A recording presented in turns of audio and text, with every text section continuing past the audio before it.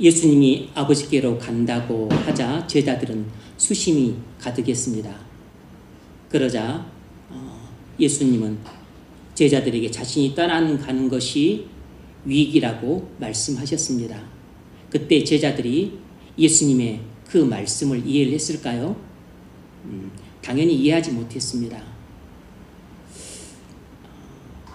제가 22살 때 아버지가 폐암으로 돌아가셨는데 그것이 누가 제게 오히려 위기라고 말했을 때 제가 그 말을 이해를 했을까요?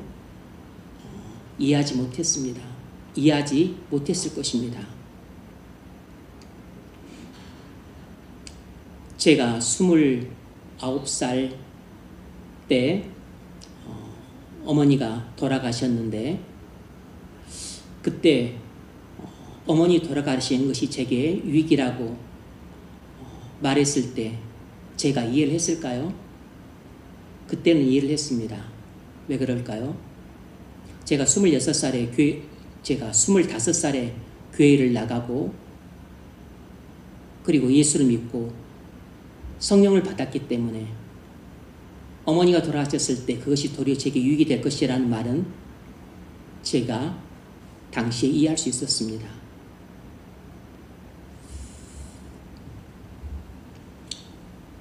제가 성령을 받았기 때문에 그 말을 이해할 수 있었던 거죠. 성령을 받고 못 받고에 따라서 우리는 진리에 대한 이해도가 달라집니다. 당연히 우리가 성령을 받지 못했을 때에는 하늘에 속한 일들에 대한 이해를 할 수 없습니다. 하지만 성령을 받게 되면 하늘과 땅에 속한 모든 일들에 대한 이해도가 증진되고 향상됩니다. 예수님은 자신이 떠나고 성령이 오시는 것이 제자들에게 위기라고 말씀하셨습니다.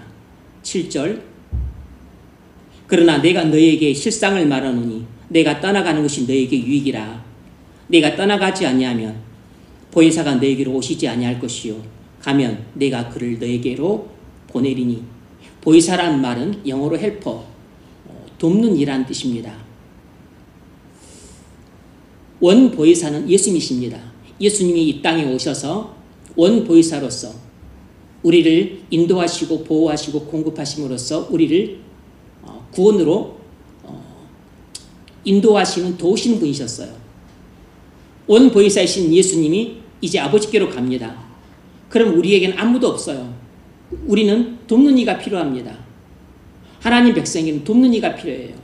그래서 예수님이 아버지께로 가시면 예수님이 우리에게 다른 보혜사 성령님을 보내주시겠다 약속하신 것이에요.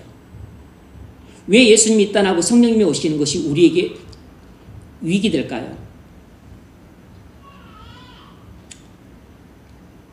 5가지 위익을 간단히 말씀드리겠습니다. 4가지는 간단히 말씀드리고 마지막 5번째 위익이 오늘 본문에 나와 있는 가장 중요한 내용이기 때문에 5번째 위익을 중심으로 말씀드리겠습니다. 성령께서 예수님이 떠나시고 성령께서 이 땅에 오시는 것이 우리에게 유익이 됩니다. 어떤 유익이 있을까요? 5가지 유익이 있습니다. 첫 번째는 성령이 우리에게 예수님이 성취하신 구원을 적용하는 것입니다. 이것이 성령이 우리에게 오시는 첫 번째 유익이에요. 성령님은 예수님이 이루신 구원을 우리에게 적용합니다. 삼위 하나님은 우리의 구원을 위해 서로 합의하셨어요. 성부 하나님은 우리의 구원을 계획하시고 성자 하나님은 우리의 구원을 성취하시고 성령 하나님은 예수님이 성취하신 구원을 우리에게 적용하시기로 합의하셨습니다.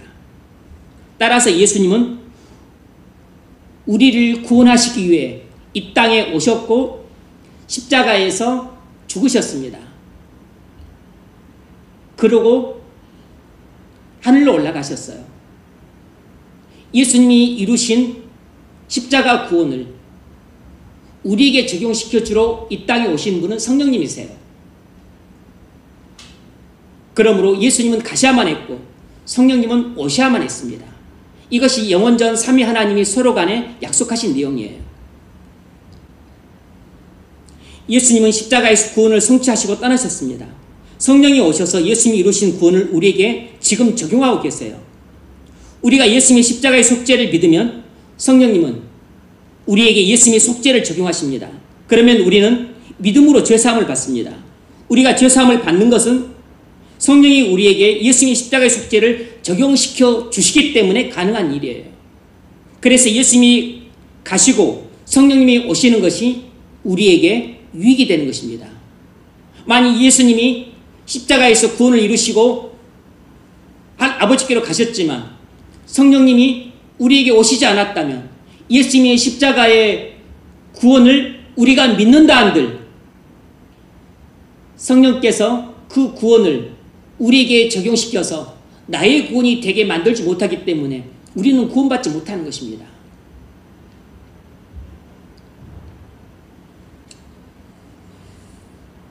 그래서 예수님이 가시고 성령님이 오시는 것이 우리에게 유익이 되는 것이에요.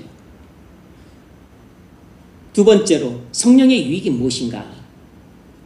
성령님의 초월성 때문입니다. 초월한다고 하는 것은 어떤 한계를 뛰어넘는다는 뜻이에요. 예수님은 몸을 갖고 계셔서 물리적인 제한을 갖고 계시지만 성령님은 영이심으로 물리적인 제한이 없이 시 공간을 초월하셔서 역사하실 수 있기 때문에 예수님이 가시고 성령님이 오시는 것이 우리에게 유익이 되는 것입니다. 예수님이 변화산에서 세 제자들과 함께 있었을 때 산 밑에는 9 제자들이 있었는데 귀신을 쫓아내지 못하고 쩔쩔매고 있었습니다.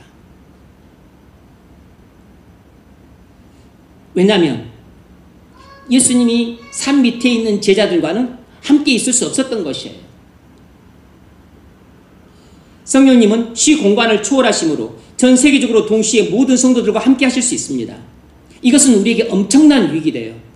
왜냐하면 성령께서 전 세계적으로 동시다발적으로 역사하실 수 있으므로 우리는 언제 어디서나 성령의 인도와 보호와 공급하심을 받을 수 있습니다.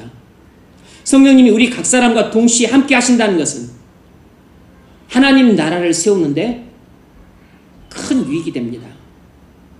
예수님은 팔레스타인 제한된 지역에서만 사역하셨지만 성령님은 시간을 초월하시고 공간을 초월하시기 때문에 전 세계적으로 동시다발적으로 역사하실 수 있는 것입니다.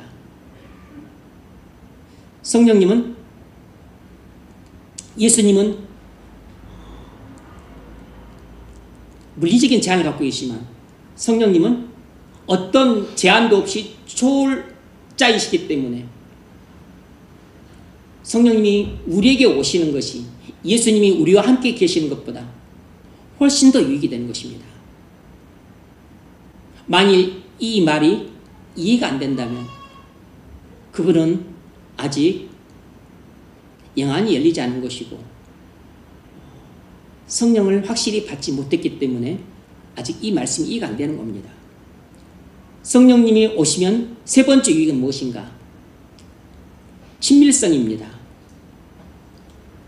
예수님은 일부 제자들을 외부에서 함께 하셨지만 성령님은 우리 안에 함께 하십니다. 성령님은 우리에게 영원히 내주하시는 것은 우리에게 엄청난 유익이에요. 제자들은 예수님과 친밀한 관계였습니다. 하지만 성령이 우리 안에 들어오심으로 우린 제자들보다 예수님과 훨씬 더 친밀한 관계가 되었습니다. 왜냐하면 예수님이 우리 바깥에서 함께 하시지 않고 우리 안에 들어와서 함께 하시기 때문에 바깥에서 함께 했던 12제자들보다 우리 안에 들어오셔서 예수님이 함께 하심으로 우리는 12제자들보다 예수님과 훨씬 더 친밀한 관계를 맺게 된 것이에요.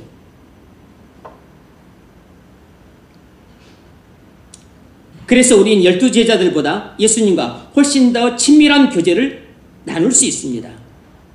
친밀한 관계가 되었기 때문에 당연히 훨씬 더 친밀한 교제도 나눌 수 있는 것이에요. 뿐만 아니라 예수님이 내 안에 계심으로 나는 언제 어디서든지 예수님과 친밀한 사랑의 교제를 나눌 수 있고 동시에 예수님과 항상 동행하는 삶을 살 수 있는 것입니다. 뿐만 아니라 그만큼 나는 예수님을 12제자들보다 훨씬 더 사랑할 수 있기 때문에 이 12제자들보다 훨씬 더 순종을 잘할 수 있고, 그리고 12제자들보다 예수님을 위해서 훨씬 더 나 자신을 희생하고 헌신할 수 있는 것이에요.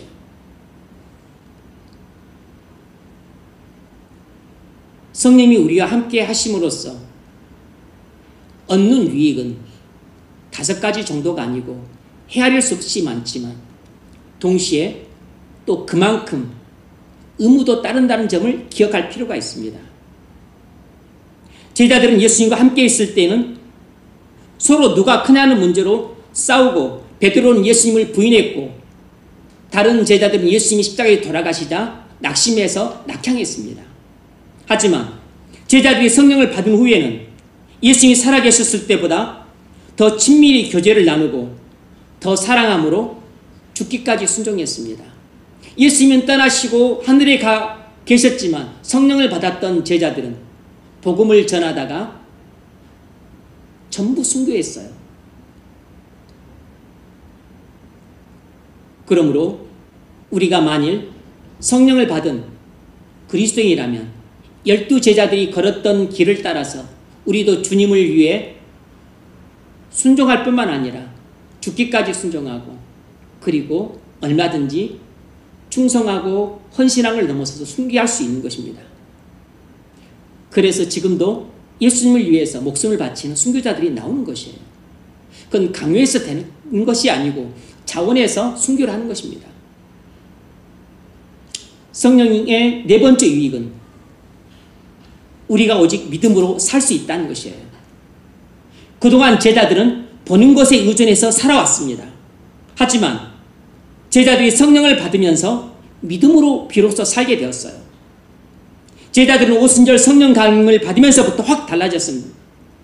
오순절 성령 강림을 받으면서부터 비로소 제자들은 오직 믿음으로 살 수 있게 된 것입니다.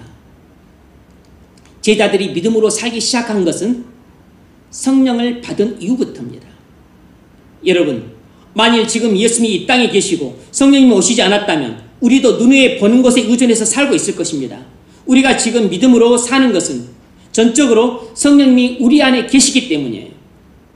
우리 안에 계시고 우리 곁에 계셔서 우리와 함께 하시기 때문에 우리가 예수님을 눈으로 본 적이 없고 하늘나라를 내가 손으로 만진 적도 없지만, 눈으로 보지도 않고 귀로도 듣지 않고 손으로 만지지 않아도 예수님이 나의 구원을 위해 십자가에서 죽으시고 하나님의 아들이시고, 그리고 장차 내가 영원한 하나님 나라에 거하게 될 것이라는 것을 의심치 않고 믿음으로 오늘도 이 땅을 살아가는 것입니다. 내가 오늘도 믿음으로 이 땅을 살아가는 그 이유는 바로 성령님이 내 안에 계시기 때문이에요. 우리가 죄를 짓지 않고 순종할 수 있는 것도 전적으로 성령께서 우리 안에 오셨기 때문입니다. 갈라디아서 5장 16절, 내가 이르노니 너희는 성령을 조차 행하라. 그리하면 육체의 욕심을 이루지 아니하리라. 여기서 육체는 타락한 본성을 가리킵니다. 죄성을 가리켜요. 성령님이 우리에게 오시기 전에는 우리는 전부 우리의 죄성을 따라 살았습니다. 성령님이 우리 안에 들어오시지 않으면 우리는 우리의 타락한 본성, 엄마에서 태어날 때부터 갖고 나왔던 그 타락한 본능을 이길 수 없어요. 타락한 본능을 따라 살 수밖에 없습니다. 그런데 성령님이 내 안에 들어오심으로, 성령님은 하나님이시기 때문에 비록 내가 갖고 태어난 나의 본성이 아주 강하고 질길다 할지라도 내 안에 들어오신 성령 하나님은 나의 타고난, 나의 타락한 본성을 이기고 억누를 수 있어요. 그리고서 나를 성령께서 의의 길로 인도하시는 것입니다. 그래서 나는 성령의 이끄심을 따라서 예수님의 말씀에 순종할 수 있는 것입니다. 성령님이 내 안에 들어오시지 않았다면 나는 죄를 이길 수 없을 겁니다.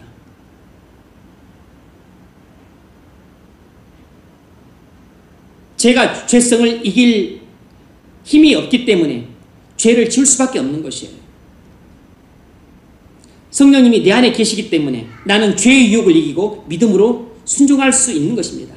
오직 의인은 믿음으로 말미암아 살리라. 이건 성령님이 우리 안에 들어오셨기 때문에 가능한 일입니다. 이것이 바로 성령의 네 번째 유익이에요. 제자들은 아직 성령을 받지 못했기 때문에 주님이 하시는 말씀을 이해하는데 많은 한계가 있었습니다.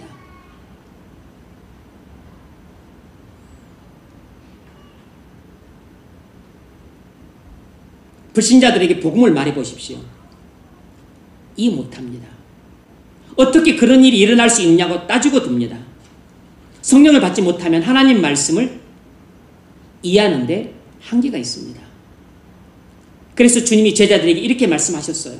12절 내가 아직도 너에게 이를 것이 많으나 지금은 너희가 감당하지 못하리라. 무슨 뜻이죠? 내가 너희에게 많은 진리를 가르쳐주고 싶어도 너희가 깨달을 수 없으므로 가르쳐줄 수 없다는 것입니다. 다시 말하면 예수님은 나중에 제자들이 성령을 받은 후에 사도행전의 계시를 말씀하시고 서신서의 계시를 말씀하시고 계시록의 계시를 말씀해 주셨어요. 그러니까 지금 예수님은 사도행전이나 서신서들이나 계시록에 담겨있는 진리를 말씀해 주고 싶고 가르쳐 주고 싶어도 제자들이 이해할 수 없으므로 가르칠 수 없다는 것입니다. 이런 후속 계시는 나중에 제자들이 성령을 받은 후에 말씀하시게 될 겁니다. 그래서 예수님은 제자들에게 로마서에 나와 있는 복음의 심오한 진리를 말할 수 없었습니다.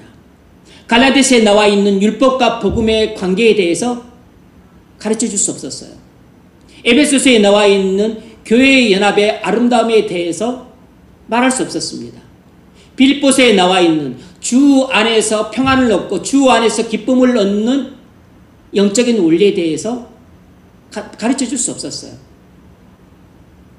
계시록에 나와 있는 하나님의 영원한 심판과 그리고 사단과 모든 악한 세상의 멸망에 대해 가르쳐 줄 수 없었고 영광스러운 하나님 나라의 완성에 대해서도 가르쳐 줄 수 없었어요.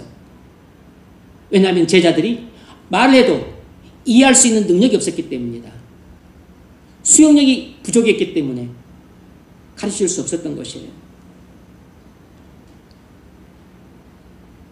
나중에 제자들이 성령을 받은 후에 이 모든 계시를 주셨습니다. 여러분, 우리는 듣는 사람의 수준에 맞게 말해야 됩니다. 듣는 사람의 수준이 낮으면 낮게 가르쳐야 되고 높으면 높게 가르쳐야 됩니다. 히브리서 5장 11절에서 그 점을 말합니다. 멜기세덱에 관하여는 우리가 할 말이 많으나 너희가 듣는 것이 둔함으로 설명하기 어려우니라. 때가 오래되었으므로 내가 지금 교회를 다닌 지 오래되었지만 너희가 마땅히 선생이 되었을 터인데 너희가 다시 하나님의 말씀에 초보에 대하여 누구에게서 가르침을 받아야 될 처지이니 단단한 음식을 못 먹고 젖이나 먹어야 될 자가 되었도다. 무슨 말이냐면 히브리 교인들에게 말하고 있는 겁니다. 히브리서 기자가 내가 지금 교회를 다닌 지 오래되었는데 아직까지도 지금 믿음이 자라고 있지 못하다는 것입니다.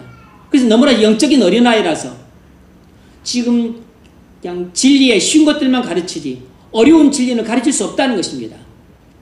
그래서 너희는 지금 영적인 어린아이기 때문에 맨날 젖이나 먹고 단단한 식물을 먹을 수 없다는 것이에요. 성령을 받고 은혜를 받고 믿음이 자라면 심오하고 풍성한 복음과 진리에 대해서 가르칠 수 있지만 그러나 교회를 오래 다녔어도 믿음이 없거나 약하면 어려운 진리, 심오하고 복잡한 진리를 가르칠 수 없다는 것입니다. 이는 젖을 먹는 자마다 어린아이라 그랬습니다. 단단한 식물은 장성한 자만이 먹을 수 있다는 것이에요. 여러분, 불신자들이나 초신자들에게 전도할 때 예정론에 대해 말씀하지 마십시오. 이해할 수 없을 뿐만 아니라 오히려 듣고 시험에 들고 실족합니다. 불신자들이나 초신자들에게는 단순하게 전하십시오. 예컨대 하나님은 그러하신 분이다. 하나님이 인간을 창조하셨는데 인간은 죄를 지었다. 그래서 지옥에 가게 되었다. 하나님이 지옥에 가게 된 죄인들을 불쌍히 여기셔서 구원하시기 위해 예수님을 이 땅에 보내서 십자가에서 속죄하심으로 구원을 이루셨다. 그러므로 죄인이 죄 용서함을 받고 어떻게 천국에 가느냐? 그건 예수를 믿으면 죄 사함을 받아서 지옥에 안 가고 천국에 간다. 그러므로 주 예수를 믿으라. 그러면 너가 구원을 받을 것이다. 만약 복음을 전한다면 불신자들에게 이렇게 간단히 전해야 됩니다. 초신자들이나 아이들에게 칼빈주의 구원과 알미니안주의의 구원 간의 차이에 대해서 그런 말할 필요 없습니다. 자유의지와 하나님의 은혜의 상관성에 대해서 뭐하러 그렇게 초신자들이나 어린아이들이 가르칠 필요가 있겠어요. 가르쳐도 이해 못합니다. 말해도 어려워하기만 해요. 초신자들이나 아이들에게 욥의 고난에 대해 말하는 것은 어리석은 일입니다. 욥의 고난을 이해하는 것은 어려운 일이에요. 그건 좀 신앙이 깊고 좀 괴사를 오래 하고 들을 귀가 있는 사람들한테 가르쳐야 됩니다. 이런 건 단단한 식물이에요. 젖이나 먹어야 할 어린아이에게 단단한 식물을 주는 것은 그건 이해 못하는 사람이 잘못이 아니고 가르친 사람이 잘못하는 것입니다. 성령을 받아야 영적인 이해력이 커집니다. 고린도전서 2장 14절에서 그 점을 이렇게 말했어요. 육에 속한 사람은 하나님의 성령의 일을 받지 아니하나니. 이 무슨 말이냐면 성령을 받지 않은 세상의 불신자들은 성령이 하신 일을 도통 이해할 수 없다는 것입니다. 왜냐하면 맨날 어리석게만 보인다는 것이에요. 이는 그것들이 그에게는 어리석게 보임이요 또 그는 그것들을 알 수도 없나니 그러한 일은 영적으로 분별되기 때문이라. 그러므로 하나님의 섭리를 이해하려면 성령을 받아야 됩니다. 성경을 이해하려면 성령을 받아야 돼요. 하나님이 하시는 모든 일들을 우리가 다 이해할 수는 없지만 그러나 우리가 하나님을 이해하려면 성령을 받아야 됩니다. 모든 일은 영적으로 분별되는 것입니다. 성령의 다섯 번째 유익은 이것입니다. 오늘 우리가 가장 강조해서 살펴볼 부분이 이 부분이에요. 성령의 다섯 번째 유익은 성령께서 우리를 모든 진리 가운데로 인도하신다는 것입니다. 성령이 우리를 진리로 인도하시는 것이 바로 성령의 다섯 번째 유익이고 예수님이 오늘 제자들에게 강조해서 하신 말씀이에요. 13절 상반절 그러나 진리의 성령이 오시면 그가 너희를 모든 진리 가운데로 인도하시리니. 아예 성령 자체를 진리의 성령이라고 이름 붙였습니다. 왜 그랬을까요? 성령의 가장 중요한 그 특성이 바로 진리이기 때문입니다. 성령은 진리만 말씀하시고 성령은 우리를 진리 가운데로 인도하시고 성령은 우리를 진리를 깨닫게 하시는 분이기 때문이에요. 성령은 진리만 말씀하시고 진리를 깨닫게 하시고 진리 가운데로 우리를 인도하시는 것이에요. 예수님이 가시고 성령님이 오시면 성령이 예수님께 들은 것을 성경 기자들에게 죄송합니다. 그렇다면 어떻게 성령님이 우리를 모든 진리 가운데로 인도하시는가? 성령님의 다섯 번째 유익은 성령께서 우리를 진리 가운데로 인도하시는 것입니다. 그렇다면 어떻게 성령께서 우리를 진리 가운데로 인도하실까요? 성령이 우리를 진리 가운데 인도하시는 방법은 세 가지가 있습니다. 그 첫 번째가 뭐냐면 성령님이 우리에게 계시를 주십니다. 성령님만 우리에게 계시를 주세요. 13절 하반절 그가 장래일을 너에게 알리시리라. 여기서 장래일이란 후속 계시를 말하는 것입니다. 다시 말해서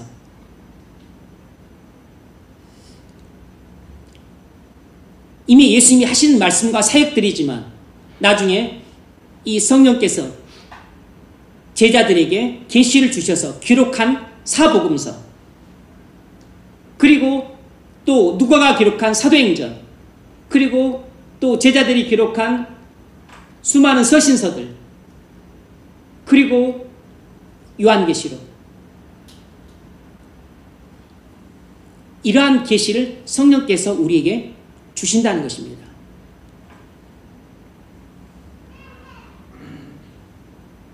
그래서 성경 기자들이 계시 받은 것을 기록할 것입니다. 그것들이 바로 사복음서와 사도행전과 서신서와 요한계시록이에요. 성령이 우리에게 신약 성경을 주심으로써 우리를 모든 진리로 인도하고 계시는 것입니다.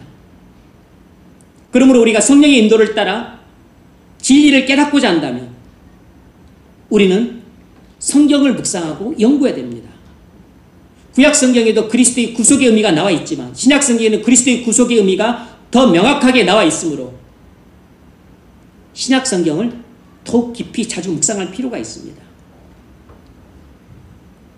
성령님이 계시를 주셔서 신약 성경을 주신 목적이 무엇이겠습니까?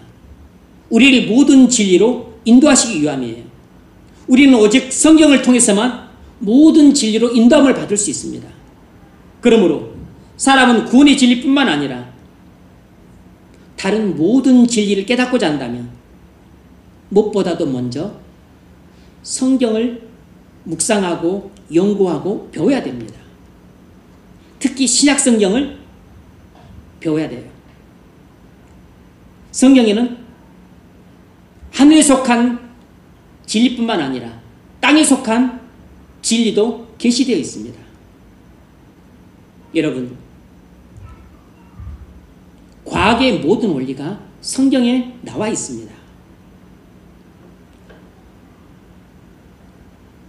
모든 구체적인 원리까지 나와 있다는 뜻은 아니지만 물리학, 화학, 생물학의 모든 원천적인 원리가 성경에 나와 있습니다. 하나님께서 태초에 천지를 창조하시니라고 말씀하셨잖아요. 그러므로 천문학의 원리가 거기에 나와 있는 것이에요. 물리학의 원리가 거기에 나와 있는 것입니다. 물리학자들은 130억 년 전에 빅뱅을 통해서 우주 폭발을 통해서 우주가 만들어졌다고 주장을 합니다. 자연 발생설인 거죠. 그렇게 되면 일부분은 설명이 가능할지 모르지만 많은 부분이 막혀요. 하나님이 태초에 천지를 창조하시니라. 하나님께서 천지를 창조하셨기 때문에 우주가 어떻게 발생했는지 그 원리를 이해할 수 있습니다. 거기에서 물리학의 원리도 발견할 수 있고 화학의 원리도 발견할 수 있고 생물학의 원리도 발견할 수 있죠. 그러므로 진화론 같은 그런 뚱딴이 같은 이야기를 하지 않게 되는 겁니다. 물론 진화론이 인간의 입장에서 볼 때는 과학적 근거가 있다고 생각하니까 합리적인 주장을 하는 거죠.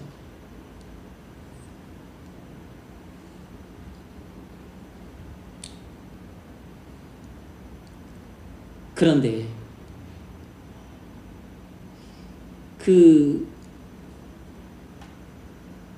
진화론에 입각해서 인간이 아주 미생물로부터 진화해서 점점 고등생물이 나오고 그리고 침팬지에서 인간이 이렇게 유래되었다고 하는 것들을 믿게 되면 무슨 일이 발생을 하냐면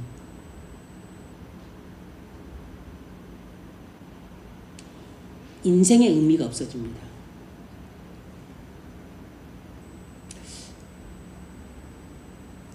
진화론자인 이대 석좌 교수인 최재천 교수님이 수강생들에게 리차드 도킨스의 이기적 유전자를 읽고 레포트를 쓰라고 하면 많은 학생들이 그것을 읽고 그러고 나서 나중에 연구실로 찾아오는데 울면서 이야기하기를, 이 책을 읽고 나니까 내가 왜 사는지 모르겠다고 한탄하는 학생들이 많이 찾아오는 겁니다. 아니, 인간은 그 유전자가 작동하는 대로 움직이는 일종의 그 기계적인 생물에 지나지 않는다고 말을 하고 있는 것이에요. 그러니까 인간의 존재 목적이 사라지는 것입니다. 인간의 존재 이유가 없어지는 것이에요. 그냥 단지 나는 유전자에 의해서 작동되는 하나의 생명을 가진 기계에 지나지 않는 것이에요. 거기에는 실상 인격이라고 하는 것도 아무런 의미가 없어지게 됩니다. 그래서 내가 왜 살아야 되는지 모르겠다. 삶의 의미를 느끼지 못하겠다. 그래서 허무주의에 빠지는 것입니다. 이 교수님이 이 문제를 해결할까요? 해결 못합니다. 그래서 그가 영국에 가서 옥스퍼드 석자 교수인 그 이기적 유전자 저자인 리차드 도킨스를 만나서 그 이야기를 했습니다. 아니, 학생들이 그 책들을 읽고 그렇게 허무주의에 빠지더라. 당신한테는 그런 사람 안 찾아오냐? 왜 안 찾아오겠냐? 헤아릴 수 없이 많은 사람들이 찾아온다. 수많은 사람들이 허무주의에 빠져서 찾아온다는 것이에요. 그럼 당신은 뭐라고 대답하냐? 더 많이 읽고 더 많이 생각하라. 그러면 언젠가 깨달을 때가 올 것이다. 내 경우는 그래서 마음의 평안을 얻게 되었다. 이렇게 말을 한다는 것입니다. 이 말은 뒤집어 말하면 자기도 대답해 줄 말이 없다는 뜻이에요. 그 이야기를 듣고서 최지정 교수님이 그 리차드 도킨스는 이렇게 말했습니다. 뭐 삶이 꼭 의미가 있을 필요가 있냐? 이거 황당한 이야기죠. 어떻게 그 대학자 입에서 이런 말이 나올 수 있는지 모르겠어. 인간이 이런 말을 할 수 있나요? 인간의 삶이 꼭 의미가 있을 필요가 있냐? 그냥 자기 유전자를 자기 후손들한테 물려주는 것이 의미가 있는 것 아닐까? 모든 게 다 추정입니다. 모든 게 다 추측이에요.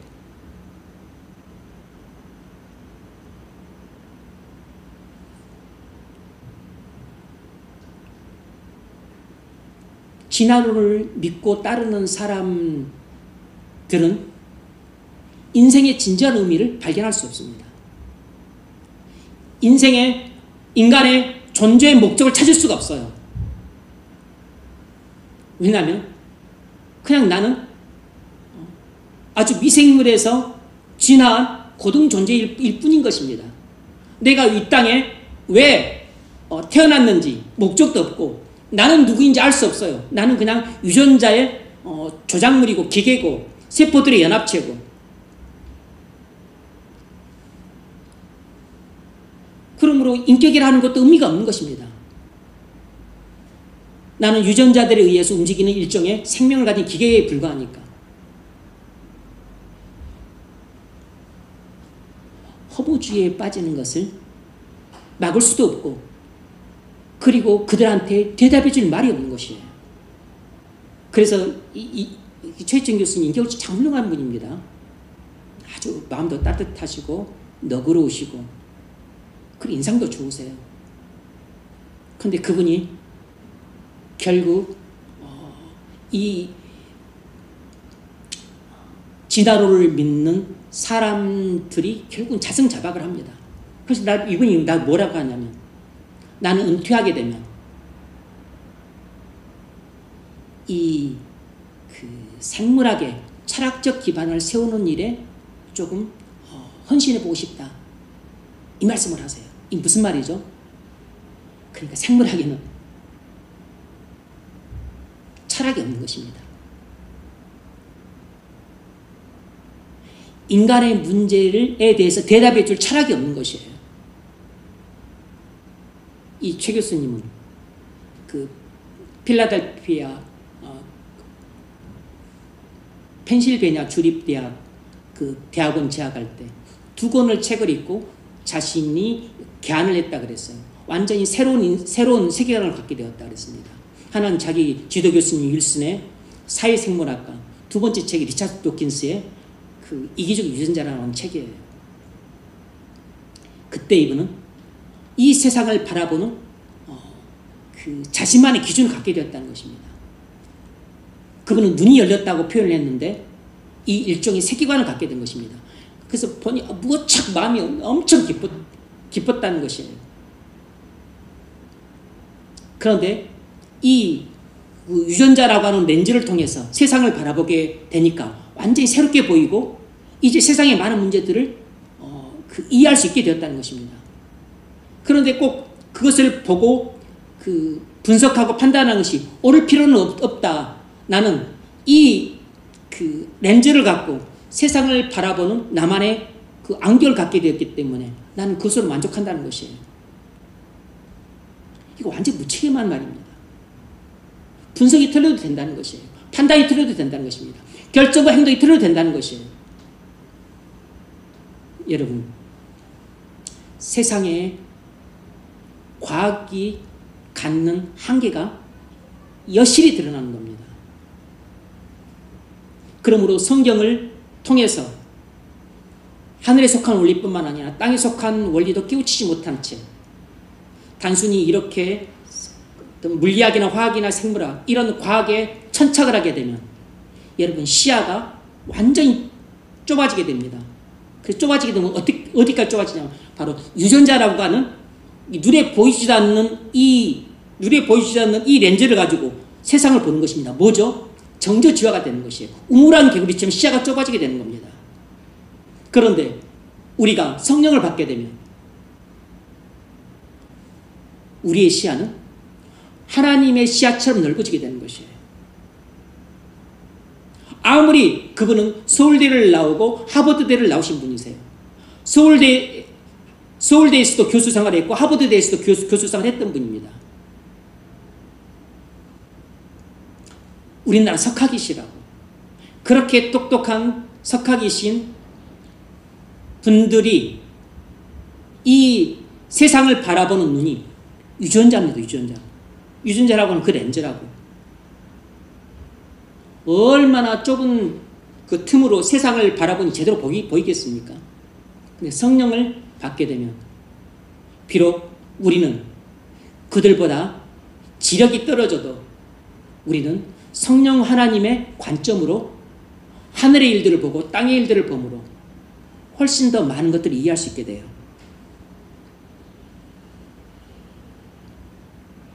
모든 인문학의 원리도 성경에 나와 있습니다. 인문학이라 하면 문사철이에요. 문학과 사학과 철학의 기반입니다. 나머지는 다 사회과학이고 인문의 응용과학들이에요. 문학과 사학과 철학의 기본 원리도 전부 성경에 나와 있습니다.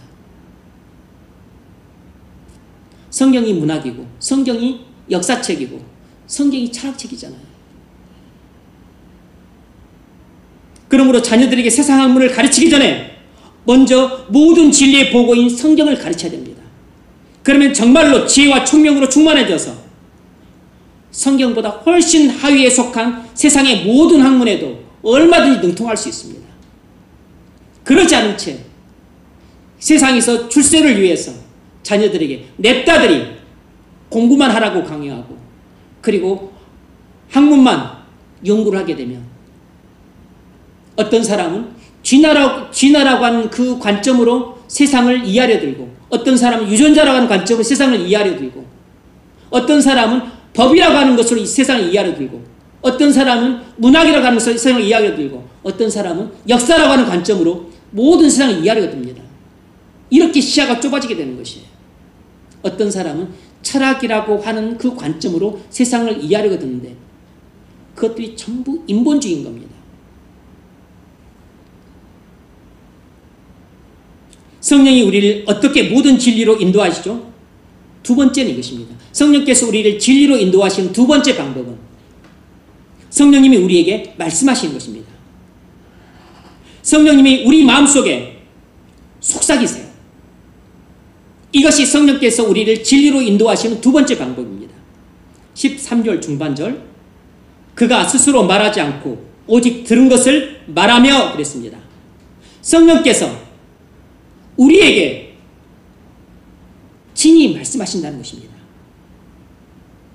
그러니까 성령님은 예수님께 들은 것을 우리에게 말씀하십니다. 성령은 우리 마음속에 예수님의 말씀을 속삭여 주시는 것이에요. 예수님의 말씀과는 전혀 다른 말씀이 아니고 예수님의 뜻과는 전혀 다른 뜻이 아니고 하나님의 뜻을 우리에게 말씀해 주세요. 예수님의 생각을 우리에게 말씀해 주시는 것입니다. 여러분, 우리가 말씀을 묵상하거나 기도하고 있을 때 누군가 우리 마음에 속삭일 때가 있습니다. 이것은 신앙생활을 해본 사람이라면 다 경험하는 바예요. 그런데 이 속삭임이 무조건 성령의 속삭임이라고 단정할 수는 없습니다. 누군가 내 마음속에 찾아와서 속삭이는데 이 속삭임이 성령의 인도하심일 수도 있고 사단의 미혹일 수도 있어요. 그러면 이 속삭임이 성령의 인도하심인지 사단의 미혹인지 어떻게 분별할 수 있을까요? 그 기준이 바로 진리입니다. 성령께서 내 마음속에 속삭이실 때 그 성령께서 내게 말씀하시는 말씀이 성경의 가르침과 부합하다면 그건 성령의 인도하심입니다.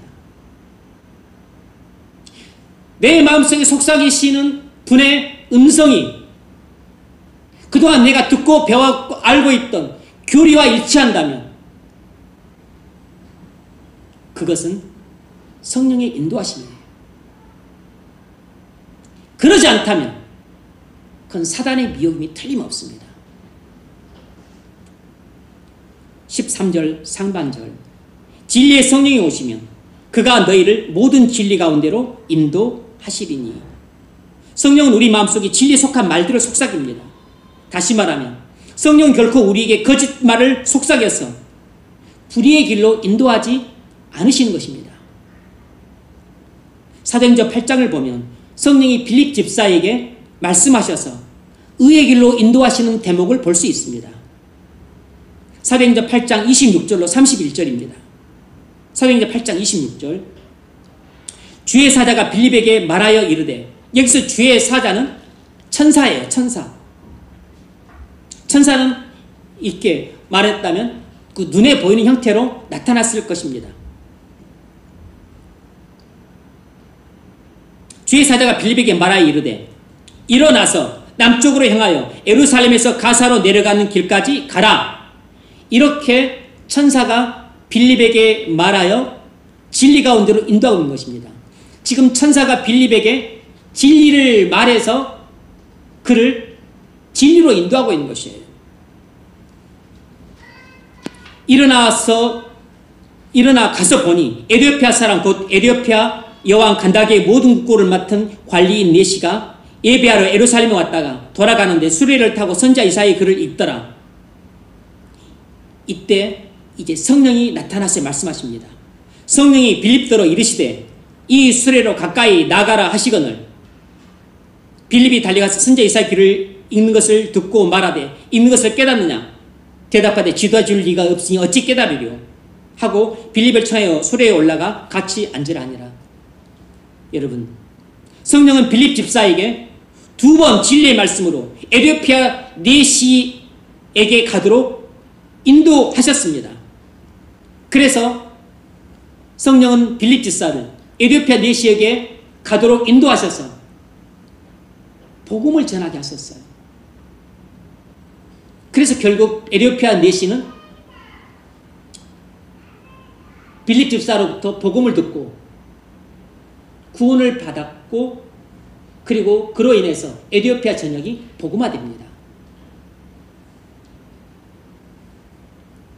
이처럼 성령은 항상 우리에게 진리의 말씀을 하셔서 우리를 진리로 인도하시는 것입니다. 그래서 예수님은 성령을 진리의 성령이라 부르셨던 것이에요.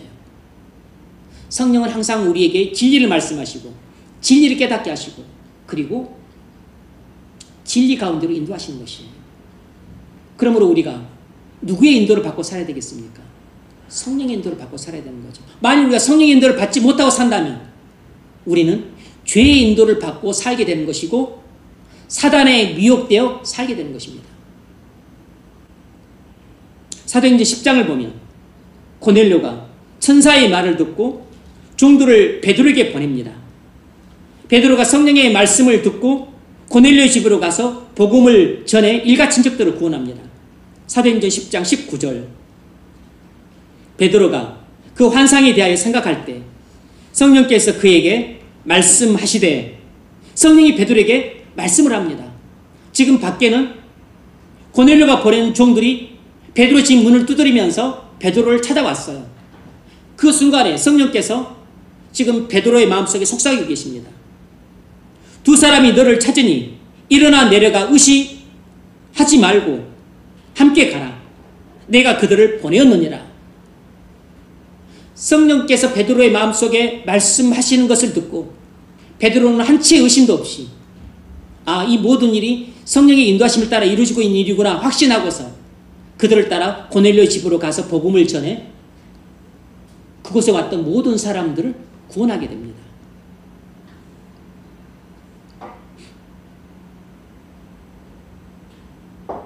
최근에 어떤 형제가 말없이 출석하지 않길래 제가 계속 기도했지만 성령님이 제게 아무 말씀도 하지 않으셨어요. 그래서 아무 말도 하지 않은 채 한 달 정도 전화하고 문자하고 방문했지만 그 형제는 아무 반응을 보이지 않았습니다. 그 이후로 성령님이 아무 말씀도 제게 하지 않으셔서 저도 아무 할 말이 없기 때문에 이제는 연락도 전화도 아무것도 하지 않습니다. 그 뒤로 그가 어떻게 지금 행하고 있는가 주변 사람들한테 말을 해줘서 알고는 있습니다.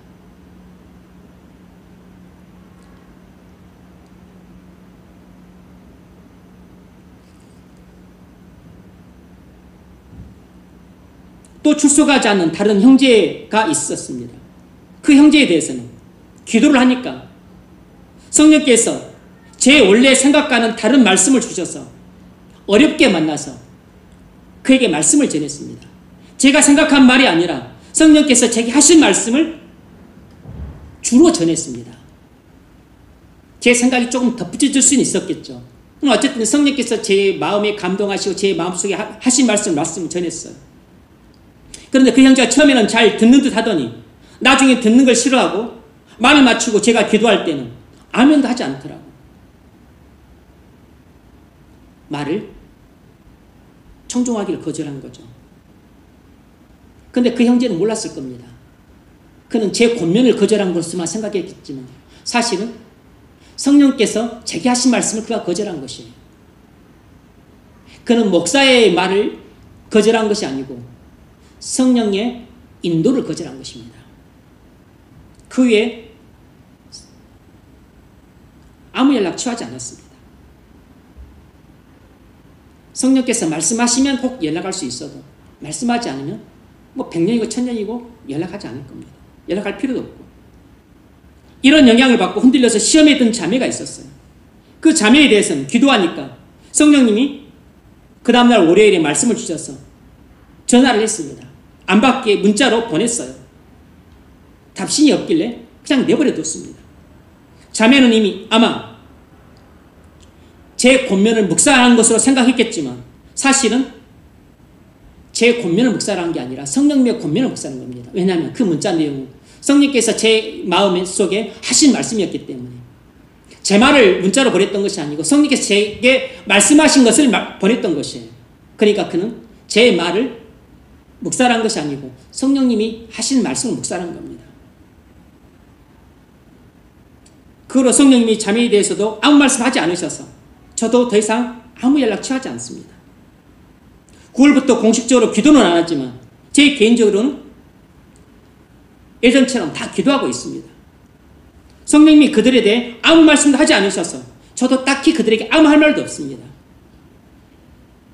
연락도 안 취합니다. 제가 금식할 상황이 아닌가 생각해서 이 모든 상황이 어려운 상황이죠. 그래서 금식할 상황이 아닌가 생각해서 성령님이 말씀하시면 금식할 마음의 준비를 하고 있었지만 금식하라고 말씀도 안 하시고 감동도 주지 않으셔서 금식 안 했습니다.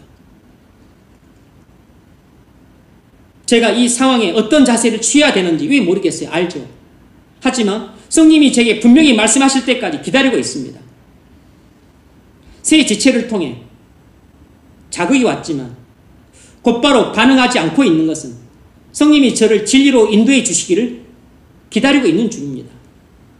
성령님이 제게 분명히 말씀하시거나 제 마음을 강하게 감동하셔서 이끄실 때 반응하려고 영적인 안테를 고쳐 세우고 성령님의 음성에 귀를 기울이고 있습니다.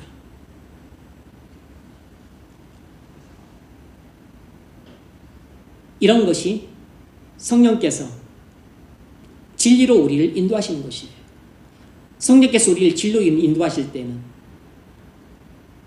많은 경우 성령님이 우리 마음속에 말씀을 하십니다. 입을 지으신 이가 왜 말씀을 못하겠어요? 입을 지으신 이는 말씀도 하시는 것입니다. 그런데 우리 마음속에 속삭이는 이는 성령님만 말씀을 하는 게 아니고 사단도 말씀을 합니다. 그래서 우리 마음속에 속삭이는 것이 성령의 말씀하시는지 사단의 미혹인지를 잘 분별을 해야 돼요.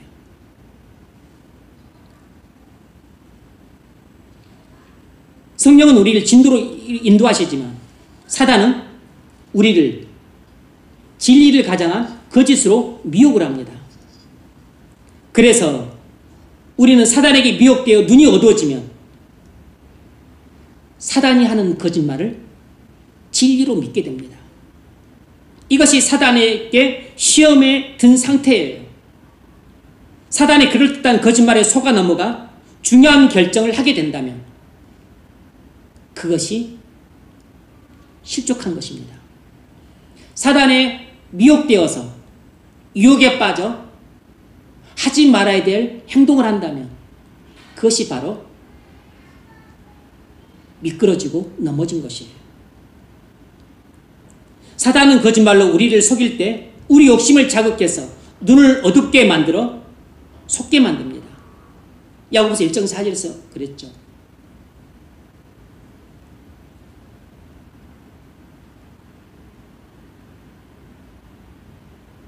우리가 죄에게 미혹되는 것은 우리 욕심 때문이라고 그랬습니다.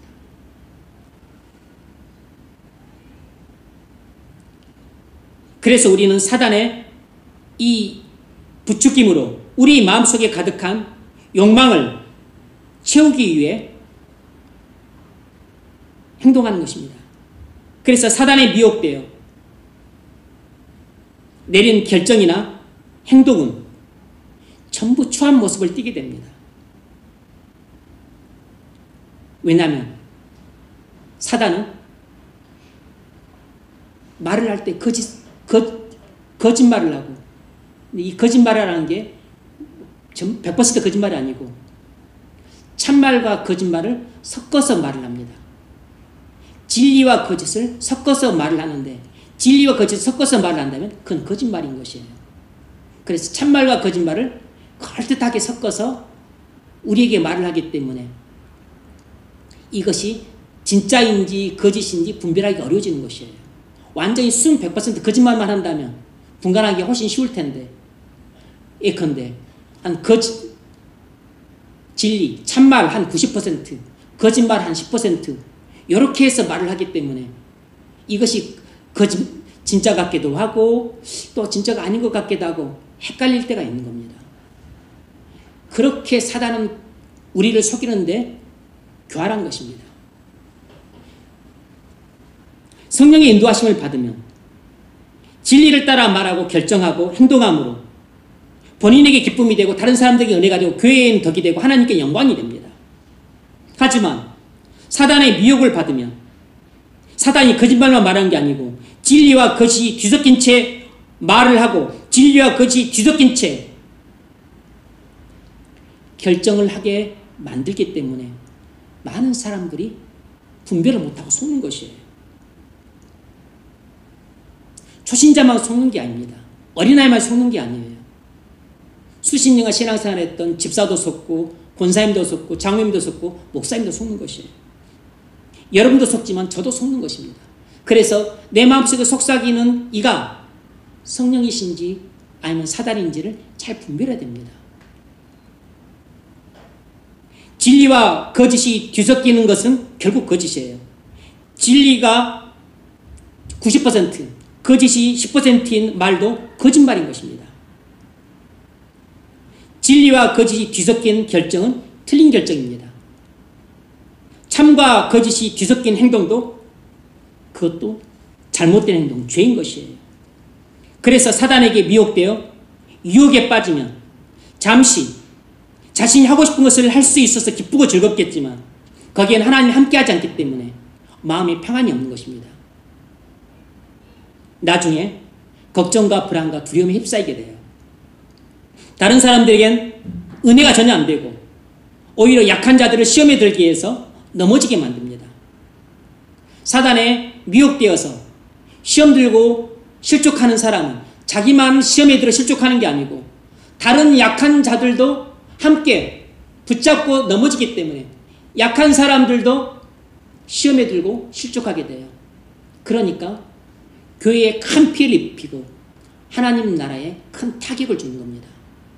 그러면 이것을 보시고 하나님이 근심을 하시는 거죠. 그러면 누구만 좋습니까? 사단만 웃고 기뻐하는 것이에요. 왜 이런 일이 나타날까요? 그 이유를 베드로전서 5장 8절에서 찾을 수 있습니다. 베드로전서 5장 8절에서 베드로는 이렇게 말했습니다. 근신하라 깨어라 내 대적 마귀가 우는 사자같이 삼킬 자를 찾아 두루 돌아다니나니. 여기서 근신하라는 말은 삼엄하게 경계하라는 뜻입니다. 자기 자신을 삼엄하게 경계하라는 것입니다. 깨어라는 말은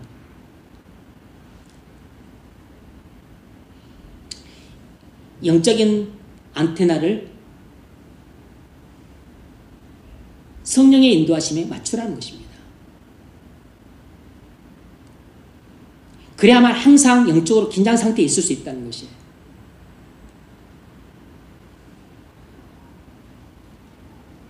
사단은 우리 믿는 자들을 항상 참말과 거짓말이 뒤섞인 아주 그럴듯한 거짓말로 우리를 속이려 듭니다. 그럼 누가 그런 사단에 미혹되어서 넘어갈까요? 바로 첫 번째가 근신하지 않은 사람입니다. 다시 말하면 부주의한 사람이에요. 진리인지 거짓인지 별 관심이 없고 성령의 인도하심인지 사단의 미혹인지 신경 안 쓰는 사람, 조심성 없는 사람들이 사단의 밥이 되는 것입니다. 자기 영혼을 삼엄하게 경계하는 사람들은 사단의 거짓말을 간파해서 그것들을 물리칠 수 있는 것입니다.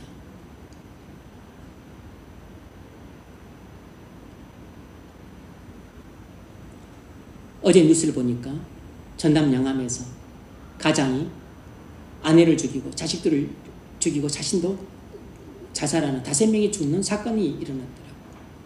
여러분, 왜 이런 자신도 죽고 또 남도 죽이는 이런 일들이 일어나죠? 거기는 사단의 미혹이 있는 것입니다. 옛날 일입니다. 박한상이라고 그 강남에서 땅 팔아서 졸부가 된 부모가 공부 안 하겠다고 하는 애를 등 떠밀어서 미국 LA로 보내서 유학을 보냈는데 공부 안 했던 애, 공부하기 싫어하는 애가 미국 간다고 해서 공부를 합니까?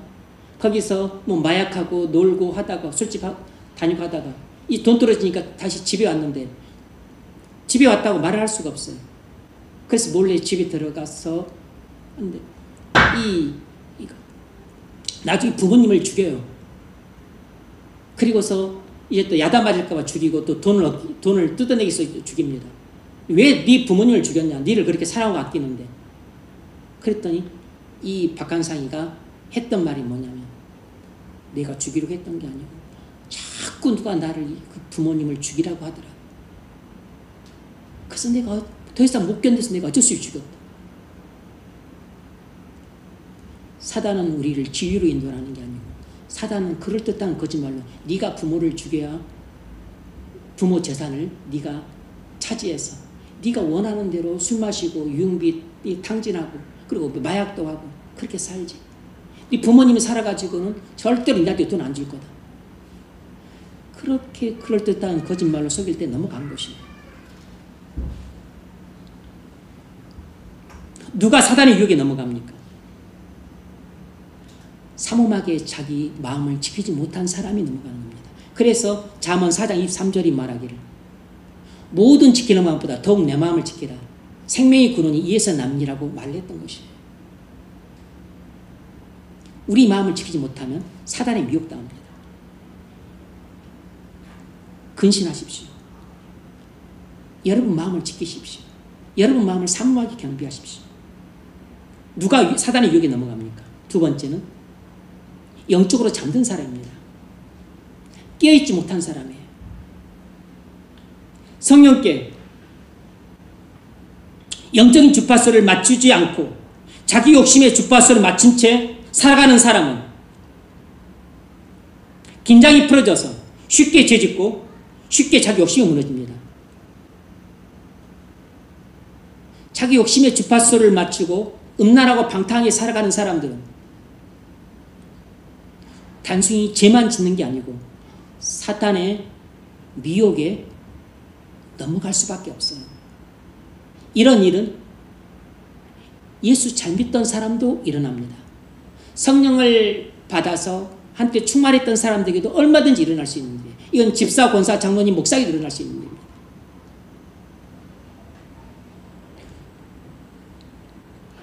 우리 중에는 영적으로 잠든 사람들이 있습니다.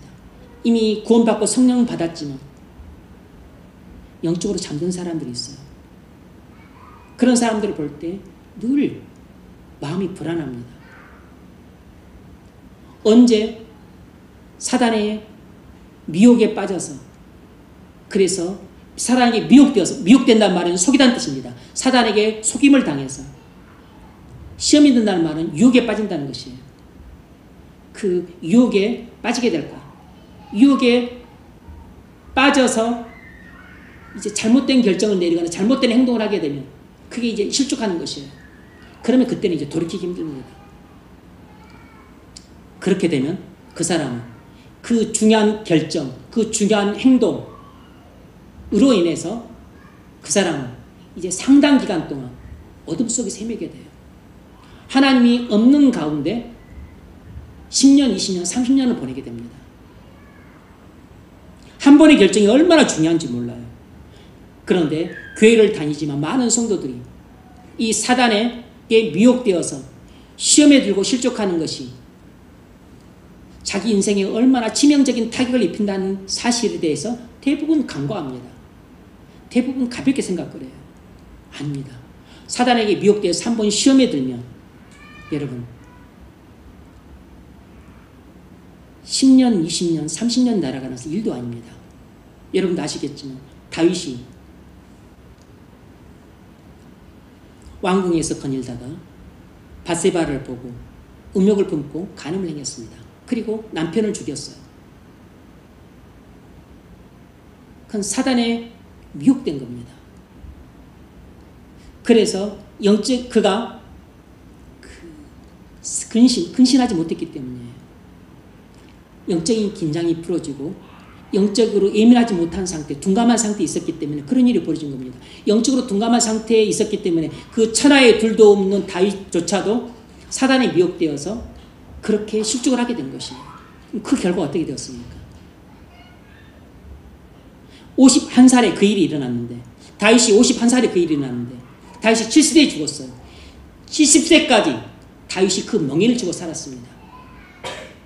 70세까지 다윗이 그 죄를 범한 것에 대해서 하나님의 징벌을 죽을 때까지 받았어요. 죽을 때까지 받았어요. 20년 동안 끊이질 않았습니다.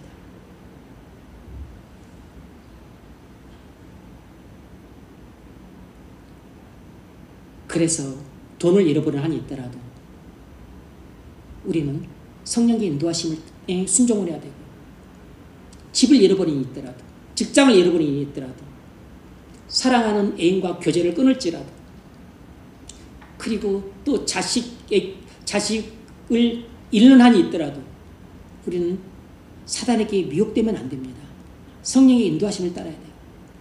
그래서 사단이 내 마음속에 속삭이는 거짓말인지 성령께서 내게 하시는 말씀인지를 잘 분별해야 됩니다. 근데 사람들은 막 미움이 생기고 분노가 생기고 그리고 감정이 흔들리고 그리고 이미 죄 가운데 깊이 빠져있는 사람들은 분별이고 나발이고 없습니다. 뭐 이것저것 없어요. 그냥 자기 생각대로 합니다. 자기 감정대로 행해요.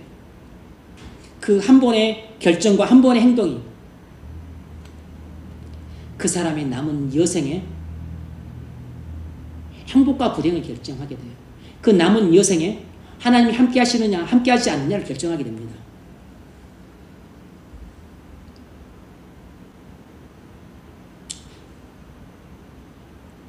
종합하면 결국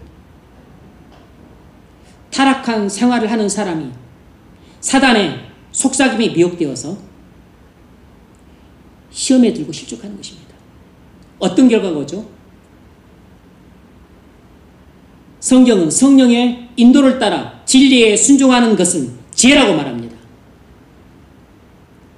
야고보서가 그렇게 말을 해요. 야고보서 3장 13절을 보면 야고보서 3장 13절로 18절 볼 거니까 찾아보세요. 야고보서 3장 13절 너희 중에 지혜와 총명이 있는 자가 누구뇨? 그는 선행으로 말미암아 지혜의 온유함으로 그 행함을 보일지니라. 그러나 너희 마음속에 독한 시기와 다툼이 있으면 자랑하지 말라. 진리를 거스려 거짓하지 말라. 이러한 지혜는 위로부터 내려온 것이 아니요 세상적이요 정욕적이요 마귀적이니 시기와 다툼이 있는 곳에는 열한과 모든 악한 일이 있음이니라. 오직 위로부터 난 지혜는 위로부터 난 지혜가 뭐냐면 성령의 말씀을 듣고 그 인도하심에 순종하는 것이 지혜라는 것이에요. 그것이 하늘로부터 내려온 지혜라는 것입니다. 오직 위로부터 난 지혜는 첫째 성결하고 다음에 화평하고 관용하고 양순하며 국률과 선한 열매가 가득하고 편벽과 거짓이 없나니 화평케 하는 자들은 화평으로 심어 의의 열매를 거두느니라. 여러분, 성경은 성령의 인도를 따라 순종하는 것을 지혜라고 말합니다. 성령의 인도를 따라 진리에 순종하는 사람을 지혜로운 사람이라고 부르고 있어요. 이런 지혜는 사람을 성결과 화평과 관용과 양순과 국률과 편벽과 거짓이 없는 사람으로 만들어서 결국엔 의의 열매를 맺게 한다는 것입니다. 그래서 성령의 말씀을 듣고 인도하심에 순종하는 사람은 자신에게도 이런 의의 열매를 맺지만 다른 사람들에게도 은혜가 되고 덕이 되어서 교회에도 이런 열매를 맺게 한다는 것이에요. 반면에 사단의 거짓말에 미혹되어 자기 욕심을 채우는 인간적인 지혜는 세상적이고 정욕적이고 마귀적인 지혜라는 것입니다. 다시 말하면 사단에 미혹되어서 자기 욕심을 채우는 것은 가장 어리석은 일이라는 것입니다. 그래서 이런 마귀적인 지혜가 있는 곳에는 열한과 악한 일이 있다는 것입니다. 소란이 있고 그리고 혼란스러움이 있고 그리고 많은 악한 일들을 하게 된다는 것이에요.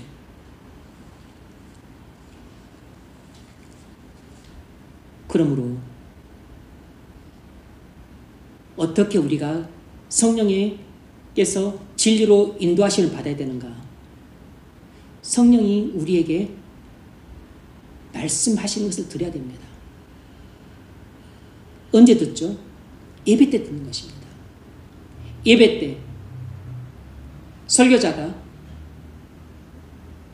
하나님 말씀을 전하잖아요. 진리를 전합니다.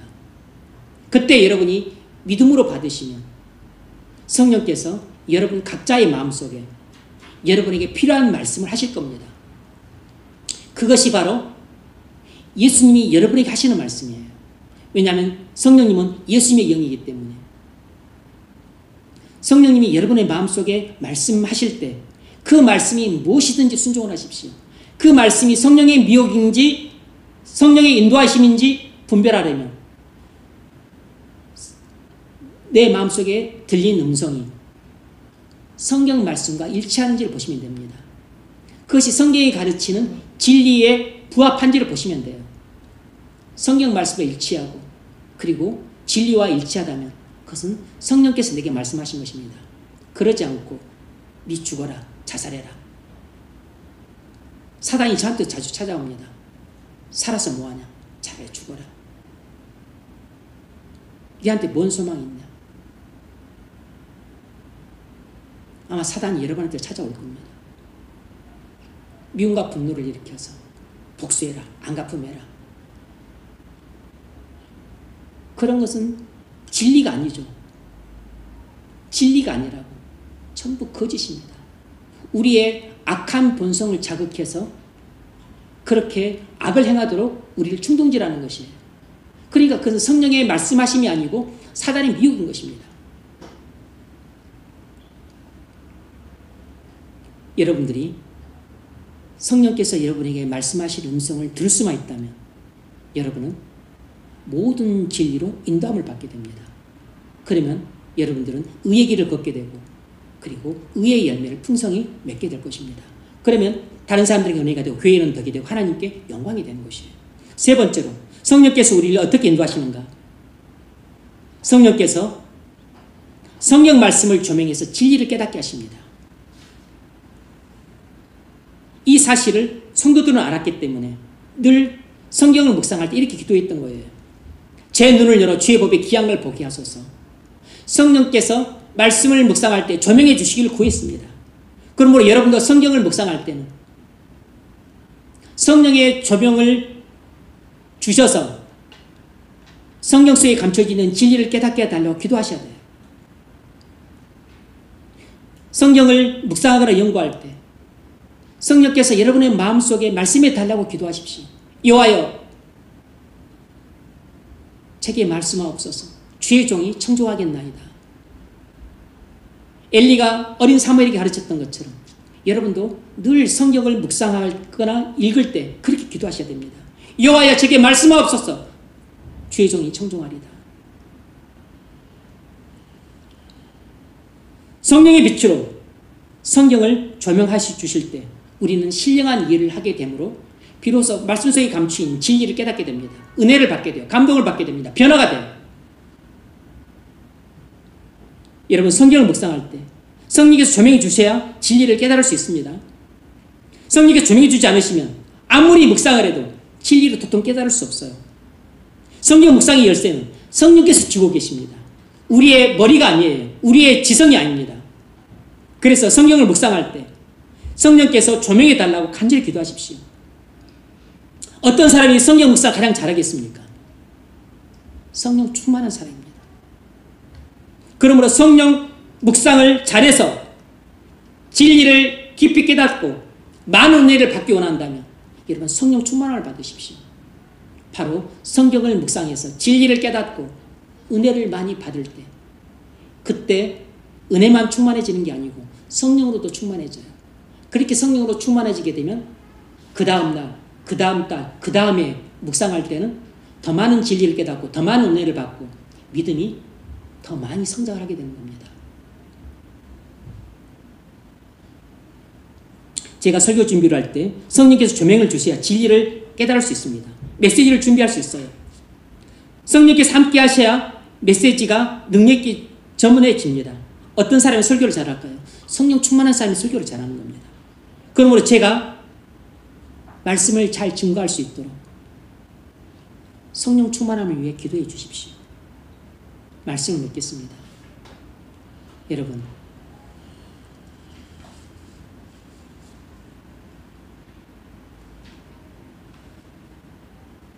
오늘은 성령의 유익에 대해 말씀을 드렸습니다. 성령의 유익은 5가지지만 하지만 그 외에도 많이 있습니다. 중요한 것만 말씀을 드렸어요. 특별히 성령의 5번째 유익은 성령께서 우리를 진리 가운데로 인도하신다는 것입니다. 성령께서 우리에게 진리 가운데 인도하시는 방법은 3가지예요. 첫 번째로 우리에게 계시를 주시는 것입니다. 그래서 우리에게 신약 성경을 주셨어요. 구약 성경을 주셨습니다. 여러분들이 진리 가운데로 인도를 받아서 은혜를 받고 그리고 믿음이 자라기 원한다면 신약 성경을 묵상하고 연구하십시오. 두 번째로 성령께서 우리를 진리로 인도하시는 가장 현실적인 방법, 매일 우리가 경험할 수 있는 방법이 뭐냐면 그것은 성령께서 우리에게 말씀하시는 것이에요. 우리가 예배를 드리거나 묵상을 하거나 기도할 때 성령께서 우리에게 찾아오셔서 우리 마음속에 말씀을 하십니다. 그래서 항상 그 성령의 음성을 들으려면 베드로전서 5장 8절 말씀과 똑같습니다. 근신하고 있어야 돼요. 항상 우리 마음을 잘 지키고 있어야 됩니다. 깨어 있어야 돼요. 우리의 영적인 주파수를 성령께 맞추고 있어야 됩니다. 영적인 주파수를 늘 성령의 말씀하심, 성령의 인도하심에 맞추고 살아야 돼요. 그때 성령께서 하시는 음성을 들을 수 있습니다. 동시에 사단의 미혹에 속지 않을 수 있어요. 사단의 접근을 간파해 낼 수 있고 죄가 나기를 속이려 들어서 간파해 낼 수 있습니다. 세 번째로는 우리가 말씀을 묵상할 때 성령께서 진리를 깨닫게 해주시는 것입니다. 그래서 우리를 진리 가운데 인도해 주시는 것이에요. 이것이 성령께서 우리에게 주시는 유익입니다. 성령께서 우리에게 주시는 가장 큰 유익 가운데 하나가 우리를 진리 가운데 인도하는 것입니다. 그래서 우리를 구원하시고 믿음을 강하게 하시고 저 천성을 향해 나아가는 순리자의 삶을 살아갈 수 있도록